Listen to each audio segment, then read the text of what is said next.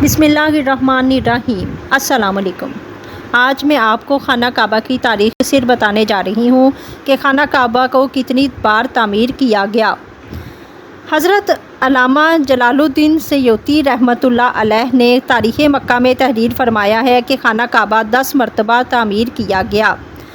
سب سے پہلے فرشتوں نے ٹھیک بیت المعمور کے سامنے زمین پر خانہ کعبہ کو بنایا، پھر حضرت آدم علیہ السلام نے اس کی تعمیر فرمائی۔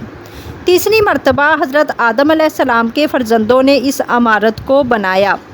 چوتھی دفعہ اس کے بعد حضرت ابراہیم علیہ السلام اور ان کے فرزند ارجمند حضرت اسماعیل علیہ السلام نے اس مقدس گھر کی تعمیر کی، جس کا تذکرہ قرآن پاک میں موجود ہے۔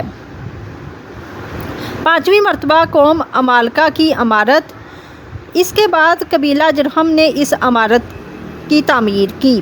قریش کے مورث اعلیٰ کسی بن کلاب نے اس کی تعمیر کی 7ویں مرتبہ، جبکہ 8ویں مرتبہ قریش کی تعمیر، جس میں خود حضور صلی اللہ علیہ وآلہ وسلم نے بھی شرکت فرمائی اور قریش کے ساتھ خود بھی اپنے دوش مبارک پر پتھر اٹھا اٹھا کر لاتے رہے۔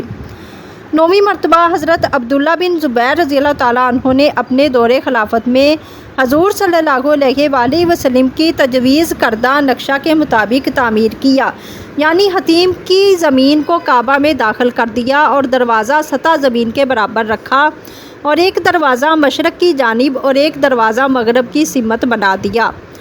10ویں مرتبہ عبد الملک بن مروان اموی کے ظالم گورنر حجاج بن یوسف ثقفی نے حضرت عبداللہ بن زبیر رضی اللہ تعالیٰ عنہ کو شہید کر دیا اور ان کے بنائے ہوئے کعبہ کو ڈھا دیا، اور پھر زمانہ جاہلیت کے نقشہ کے مطابق کعبہ بنا دیا جو آج تک موجود ہے۔